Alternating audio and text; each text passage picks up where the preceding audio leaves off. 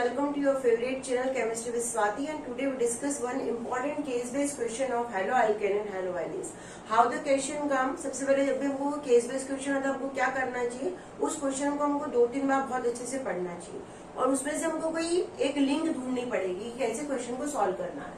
जैसे हमको क्वेश्चन दिया है प्राइमरी अल्काइल हैलाइड ए, कोई ए है वो प्राइमरी अल्काइल हैलाइड, क्या है प्राइमरी अल्काइल हैलाइड, ये हमको इतना पता चल गया।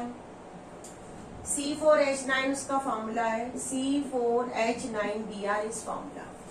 React with alcoholic KOH to give compound B, ये किसी अल्कोहलिक KOH से रिएक्शन करके कंपाउंड B देता है। Which react with HBr to give compound C, which is an isomer of A। When A is react with sodium metal in dry ether, it gives C8H18 which is different than the compound normal butyl bromide।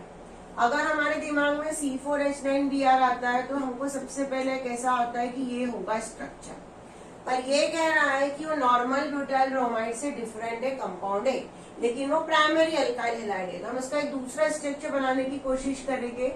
जैसे ये structure मैंने बना लिया यहाँ पे, ये भी एक प्राइमरी अल्काइल हैलाइड ही है। Br जो है वो ऐसे कार्बन से अटैच है जो क्या है 1 डिग्री है, तो ये हो गया। ए की 2 पॉसिबिलिटी थी, इसको हमने कैंसिल कर दिया, ये स्ट्रक्चर मिल गया ए का हमारे पास। तो ए हमारे पास हुआ CH3, यहाँ पे CH, CH3, CH2Br, that is our A. अब हम कहते हैं कि ए की किससे रिएक्शन हुई, अल्कोहलिक KOH से। ये ए है, इसने अल्कोहलिक KOH से रिएक्शन की। कभी भी हमें पता है कि जब भी अल्कोहलिक KOH से रिएक्शन होती है तो डीहाइड्रोहैलोजिनेशन होता है। ये चीज हमारे दिमाग में बिल्कुल गांठ बांध लेनी चाहिए कि when any reactant undergoes any reaction in the presence of alcoholic KOH at the time always dehydrohalogenation occur. जब भी कहीं अल्कोहलिक KOH मिले आपको डीहाइड्रोहैलोजिनेशन करना है। ये मैं जेटसी रिएक्शन में भी पढ़ा चुकी हूँ, वीडियो को प्रीवियस वीडियो में देखिए। डीहाइड्रोहैलोजिनेशन का मतलब होता है हाइड्रोजन और Br का रिमूवल। तो यहाँ से ये हाइड्रोजन और ये Br निकल जाएगा, तो जो प्रोडक्ट बनेगा वो हमारा कुछ इस तरह से होगा, दैट इज अवर प्रोडक्ट। ये बन गया प्रोडक्ट B, ये बन गया। Which react with HBr to give C। अब इसने HBr से रिएक्शन की, इस प्रोडक्ट ने क्या किया HBr से रिएक्शन की। अगर हमें कुछ नहीं दिया है उसका ये मतलब होता है कि हमको रिएक्शन मार्कोनिकॉफ की प्रेजेंस में करवानी है। अगर कुछ भी नहीं दिया है तो हम ये मान के चलेंगे कि रिएक्शन मार्कोनिकॉफ की प्रेजेंस में होगी। अगर कुछ दिया रहता तो मार्कोनिकॉफ नहीं होता। तो यहाँ पे मार्कोनिकॉफ के अकॉर्डिंग हमारा जो हाइड्रोजन है उस कार्बन पे जाएगा जिसपे हाइड्रोजन कम है, तो ये इधर चले जाएगा, और जो Br वाला पार्ट है वो इधर चले जाएगा। इससे बन जाएगा CH3, ये H, इधर Br और ये इधर CH3, ये बन गया C कंपाउंड। अब वो कह रहा है कि जो C कंपाउंड है वो आइसोमर है हमारे A कंपाउंड का। A कंपाउंड हमारा ऐसा है कुछ C है, तो हो सकता है आइसोमर उसका, मतलब हम जो कर रहे हो सही है, we are going the correct things. एक आइसोमर बनाना था, हमने बना लिया, सही है। आप देख लो सही है या नहीं है, पहले हमको ये फाइंड आउट करना पड़ेगा कि हम जो आंसर्स निकाल रहे हो सही है कि नहीं। ये और ये आइसोमर है, लेकिन यहाँ पे कार्बन में Br की जो पोजीशन है उस पर डिफरेंट है। अगर मैं मार्कोनिकॉफ लगाती हूँ तो ध्यान दो, क्योंकि यहाँ पे कौन से कार्बन से Br अटैच है 1 डिग्री, और यहाँ पे कौन से कार्बन से Br अटैच हो गया 2 डिग्री। तो मतलब कि हमको एंटी मार्कोनिकॉफ लगाना पड़ेगा। हमको क्या करना पड़ेगा, एंटी मार्कोनिकॉफ लगाना पड़ेगा। तो एंटी मार्कोनिकॉफ के अनुसार हमारा जो स्ट्रक्चर है C ऐसा बनेगा। हमने दोनों चीजें अप्लाई की, मार्कोनिकॉफ भी किया, एंटी मार्कोनिकॉफ भी किया, क्योंकि हमको उसने क्लू दिया हुआ है। क्लू ये दिया हुआ है कि C और A जो है आपस में आइसोमर है। आइसोमर का मतलब होता है सिर्फ पोजीशन चेंज हो जाना। यहाँ पे हम ये नहीं कह सकते कि उसका जो कार्बन जो ये Br जो 1 डिग्री कार्बन से अटैच हो 2 डिग्री से हो जाए, तो ये आ गया 1 डिग्री। यहाँ A भी मिल गया हमको, B भी मिल गया और C भी मिल गया।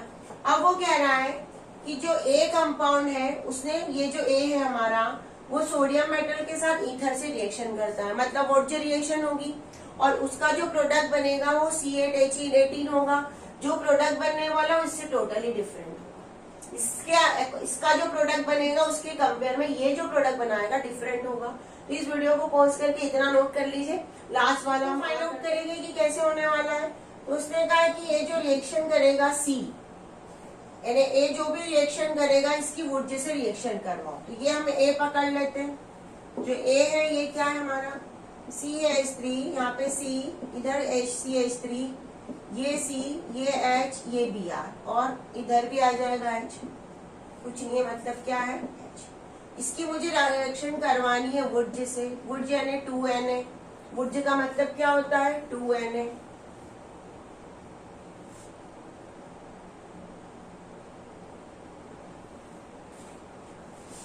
इसके दो मॉलिक्यूल लेंगे, ये दोनों NaBr से निकल जाएंगे और दोनों अटैच होंगे।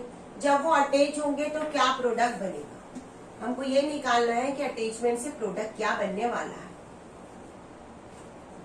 तो हमारा प्रोडक्ट बनेगा CH3, ये C, ये वाला CH3 वैसे के वैसे, ये H वैसे के वैसे, ये CH2, दूसरे मॉलिक्यूल का CH2, उसका C यहाँ पे H, CH3 और ये CH3। मैंने कैसे अरेंज किया है, मैंने पहले इतना मॉलिक्यूल एक लिया, वो लिख दिया यहाँ पे, ये CH2 तक Br को हटा के, इधर जो Br है उसको हटा के यहाँ तक, फिर दूसरा जो CH2 था उसको अटैच करवा दिया, फिर उसके वाला अटैच और फिर ऐसा अटैच, उल्टा अटैच करवाया।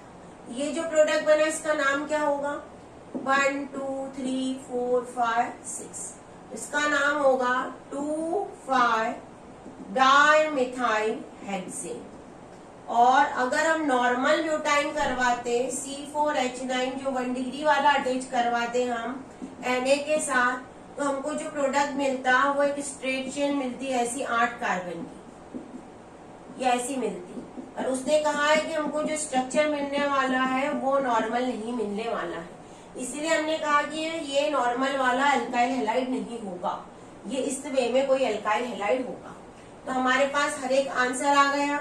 हमारा DA बना, A हमारा क्या था, ये था A पूरा के पूरा कंपाउंड, B क्या था हमारे पास, ये आ गया और C ये आ गया। और C और A आपस में आइसोमर है, हाँ आइसोमर हो सकते हैं। तो इस तरह से हमने केस बेस्ड क्वेश्चन को निकालने के लिए सबसे पहले A को निकालना जरूरी समझा, और A को निकालने के लिए हमने पूरा पैराग्राफ बहुत अच्छे से पढ़ा। उसमें हमको लास्ट में एक सेंटेंस दिया था कि जो C4H9Br जो रिएक्शन करेगा सोडियम मेटल से और जो C8H18 बनाएगा वो नॉर्मल ब्यूटाइल ब्रोमाइड वाला नहीं होगा। तो हमने ये कैंसिल किया कि भाई ये जो अल्काइल हैलाइड है हमारा वो नॉर्मल नहीं होगा। तो फिर उसको हमने उसकी चेन को हटा के यहाँ पे अरेंज करके उसको बनाया। इस तरह से केस बेस्ड क्वेश्चन को सॉल्व करना होता है। और कुछ केस बेस्ड क्वेश्चन से रिलेटेड हम कुछ करने की कोशिश और करते हैं, कुछ छोटे वाले क्वेश्चंस भी आते हैं, कई बार 2 मार्क्स के घुमा फिरा के दिया जाता है। तो हम उसको कैसे सॉल्व करेंगे, जैसे क्वेश्चन आपको दिया है C4H9Br is an optical active or not? If yes, then write down its enantiomers। हमको ये पता ही नहीं है कि C4H9 जो Br है वो ऑप्टिकल एक्टिव है या नहीं। तो सबसे पहले हमको ये फाइंड आउट करना है कि इट इज ऑप्टिकल एक्टिव और नॉट। एनेंशियोमर पेयर कब बनेगी, जब वो ऑप्टिकल एक्टिव होगा। तो C4H9Br हमारा अगर कंसेप्ट कहेगी हमें कैसा स्ट्रक्चर बना लिया यहाँ पे, तो ये तो ऑप्टिकल एक्टिव होगा ही नहीं, it is not a optical active. तो हमको Br की पोजीशन को क्या करना पड़ेगा, चेंज करना पड़ेगा। ये तो कैंसिल है, ऑप्टिकल एक्टिव है नहीं। अब हम दूसरी पॉसिबिलिटी भी लेते हैं कि चेन की साइज को क्या कर दें हम, या तो फिर Br की पोजीशन को मैंने चेंज कर दिया, ये फर्स्ट कार्बन से था तो यहाँ पे मैंने सेकंड कार्बन से अटैच करवा दिया। अब हम चेक करते हैं कि इट इज ऑप्टिकल एक्टिव और नॉट। यहाँ पे सभी जगह हाइड्रोजन लगा के हम पहले वैलेंसी को सेटिस्फाइड करते हैं। ये वाला कार्बन अगर होगा तो ये वाला ही कार्बन होगा, क्योंकि Br जिससे अटैच है। इस कार्बन को उठा के हमने बाहर रख दिया, ऊपर इससे H अटैच है, नीचे इससे Br अटैच है, ये जो है हमारा CH3 अटैच है इधर, हम इसको कह सकते हैं 2 कार्बन इन C2H5। तो अब इस कार्बन को अगर हम ध्यान से देखें, suppose we see that carbon, we will find out it is a chiral carbon because it has 4 different groups attach with that carbon. इस कार्बन से 4 डिफरेंट ग्रुप्स अटैच है, इसलिए ये डेफिनेटली एक चिरेल कार्बन है। और अगर ये चिरेल कार्बन है तो ये कंपाउंड क्या हो जाएगा, ऑप्टिकल है। अब हमको इसके एनेंटियोमर्स बनाने हैं। एनेंटियोमर्स के लिए हमें अब इसके एनेंटियोमर बहुत इजीली बना सकते हैं। जैसे ये हमने लिया है C, यहाँ पे H, इधर Br, इधर CH3 और इधर C2H5। अब इसकी मिरर इमेज बनेगी हमारी कोई, भाई हम क्या करेंगे, इसकी हम एक मिरर इमेज बनाने की कोशिश करेंगे।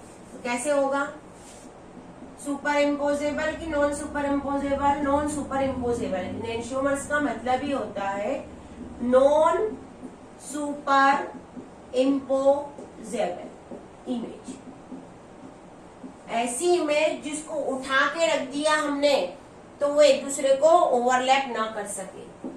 CH वैसे के वैसे, Br वैसे के वैसे, CH3 जहां लेफ्ट में है वहां राइट में आ जाएगा और C2H5 की पोजीशन चेंज हो जाएगी।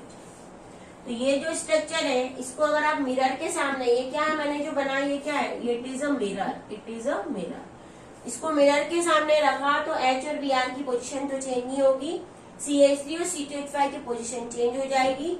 नॉन सुपर इम्पोजेबल का मतलब है इसको पूरा उठा के इस पे रख दिया तो ये ओवरलैप नहीं कर पाएगा, that is known as a superimposable. तो ये इसके एनेंटियोमर में एक को हमने D माना तो दूसरा क्या हो जाएगा, L हो जाएगा। इस तरह से हमको कोई और C4H9Br की जगह और कोई दूसरा भी आ सकता है मॉलिक्यूलर फॉर्मूला। सबसे पहले हमको उसको इस वे में अरेंज करना है कि वो चिरेल कार्बन वाला कंपाउंड है या नहीं, उसके बाद ही हम इसको सॉल्व कर सकते हैं। Carbon C5H12 gives monochlorination product.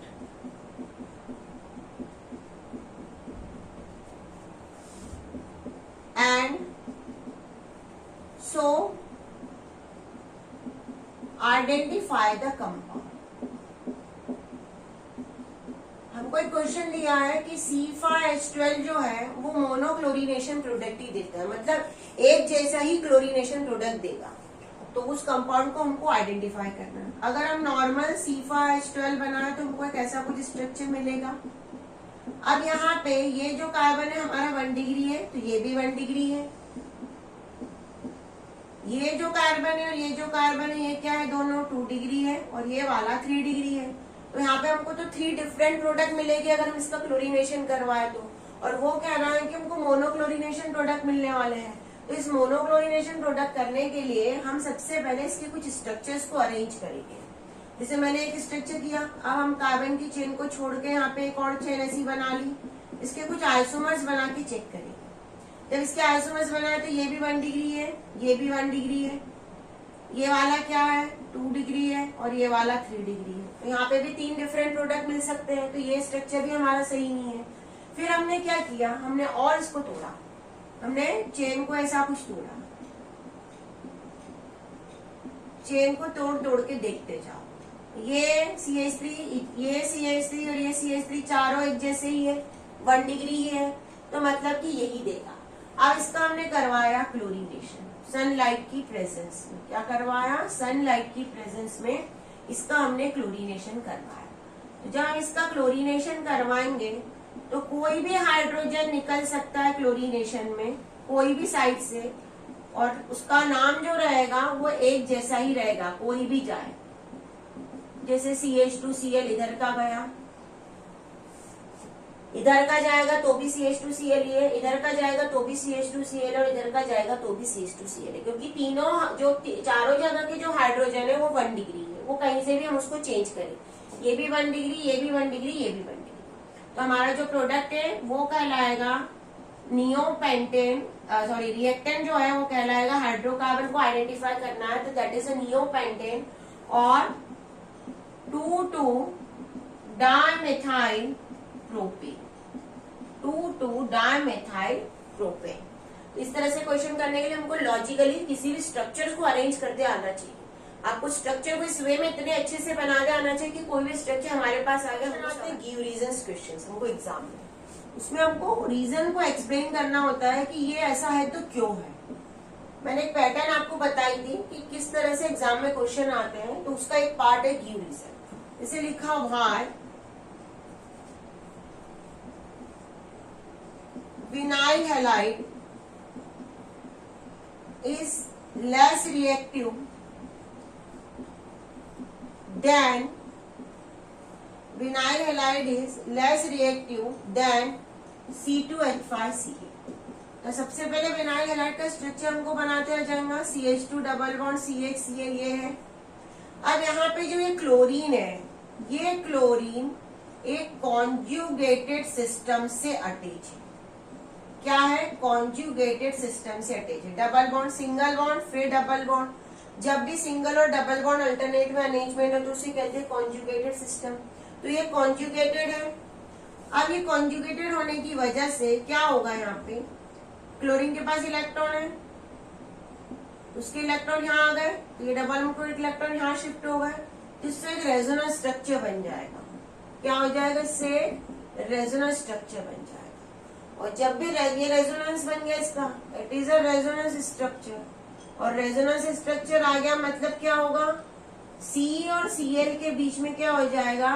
Partial double bond character आ जाएगा। और अगर पार्शियल डबल बॉन्ड कैरेक्टर आ जाता है तो बॉन्ड क्या हो जाता है? स्ट्रॉन्ग हो जाता है। और अगर बॉन्ड स्ट्रॉन्ग है तो बॉन्ड को ब्रेक करना उतना इजी नहीं है, बॉन्ड ब्रेकिंग पॉसिबल नहीं है। और अगर बॉन्ड की ब्रेकिंग ही पॉसिबल नहीं है तो रिएक्टिविटी क्या हो जाएगी? Less reactivity. वापस में वैल्यू, क्लोरीन कॉन्जुगेटेड सिस्टम से अटैच है, जिसकी वजह से रेजोनेंस स्ट्रक्चर बन सकते हैं। अगर कोई कंपाउंड रेजोनेंस शो करेगा तो उसके अंदर पार्शियल डबल बॉन्ड कैरेक्टर होता है। पार्शियल डबल बॉन्ड कैरेक्टर की वजह से बॉन्ड क्या हो जाएगा? स्ट्रॉन्ग हो जाएगा, और बॉन्ड को ब्रेक करना पॉसिबल नहीं है। अगर बॉन्ड ब्रेक ही नहीं होगा तो रिएक्टिविटी क्या हो जाएगी? कम हो जाएगी, लेस रिएक्टिविटी।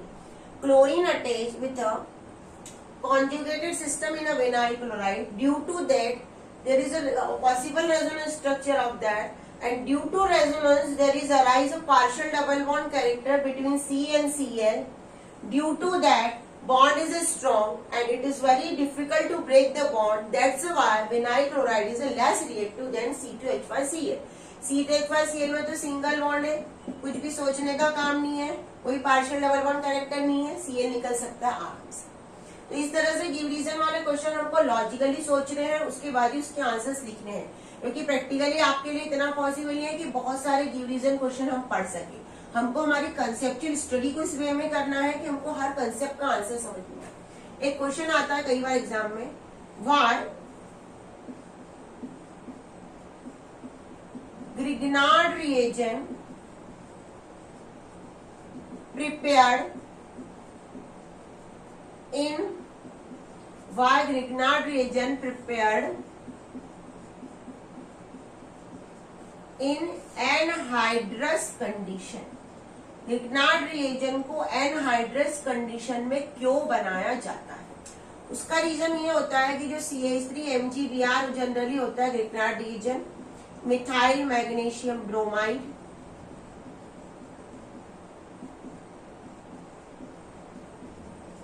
ये होता है प्रोटॉन का lover, that is a proton lover. अगर इसको कहीं से प्रोटॉन मिल जाए तो ये प्रोटॉन को लेके किसमें कन्वर्ट हो जाता है? हाइड्रोकार्बन। जैसे हमने CH3MgBr लिया, इस CH3MgBr को कहीं से वाटर का मॉइस्चर भी मिल गया, वाटर H2O, वाटर किसमें टूटेगा? H+OH निगेटिव में ब्रेक होता है। ये CH3 से H को अपने पास ले लेगा और कन्वर्ट हो जाएगा CH4। तो इसको एग्जिस्ट करने के लिए, इसको हमेशा इसी कंडीशन में बनाए रखने के लिए इसको मॉइस्चर से दूर रखना पड़ेगा। एनहाइड्रस कंडीशन में इसको प्रिपेयर करना पड़ता है। उसके बाद एक हमने जितने कंसेप्ट, ये सब मैंने आपको पूरे जितने भी वीडियोस डले इस चैप्टर के, हर बार लॉजिकली जितने भी गिव रीजंस वाले क्वेश्चन है उसके सबके रीजनिंग वाले मैंने आपको एक्सप्लेन किया है, पर क्वेश्चन ही एक्सप्लेन किया, तरीका बताया।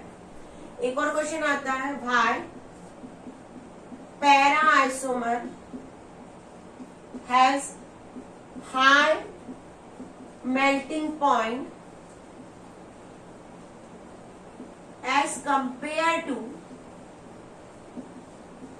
Ortho and Meta. क्या रीजन? पैरा कंपाउंड कभी भी कोई ऐसा अगर होता है हमारे पास, ये है हमारा पैरा कंपाउंड, ये है हमारा ऑर्थो कंपाउंड और ये है हमारा मेटा कंपाउंड। इसका स्ट्रक्चर देखो, Cl और Cl बिल्कुल एक प्रॉपरली एक दूसरे के अपोजिट डायरेक्शन में अरेंज है, तो इसको हम कहते हैं केमिस्ट्री की टर्म में मोर सिमेट्रिकल स्ट्रक्चर। इसको क्या बोलते हैं? मोर सिमेट्रिकल स्ट्रक्चर। और जितना ज्यादा सिमेट्रिकल स्ट्रक्चर होता है, केमिस्ट्री में सॉलिड स्टेट वाला जो चैप्टर हम पढ़ेंगे तो उसमें आपको एक वर्ड दिया रहेगा क्रिस्टल लैटिस, यानी क्रिस्टल में भी अपने आप को लैटिस में एक पूरी तरह से बहुत अच्छे से अरेंज करके रखते हैं, तो इसको कहा जाता है more symmetrical structure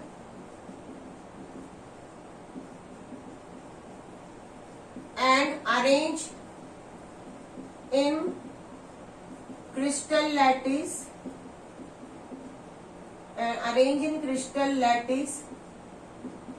more properly।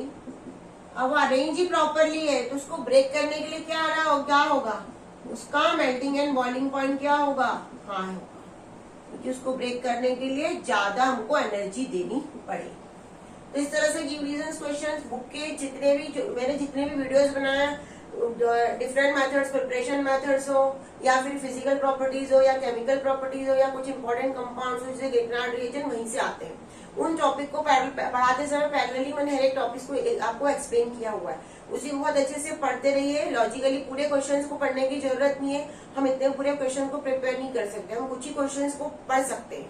हमको उसके लिए कंसेप्चुअल स्टडी बनानी है। हमारे साथ जुड़े रहिए हमेशा, हर वीडियो में आपको मैंने कंसेप्चुअल स्टडी बताई हुई है। अगर कोई डाउट्स रहता है तो कमेंट्स बॉक्स आपके लिए हमेशा खुला हो।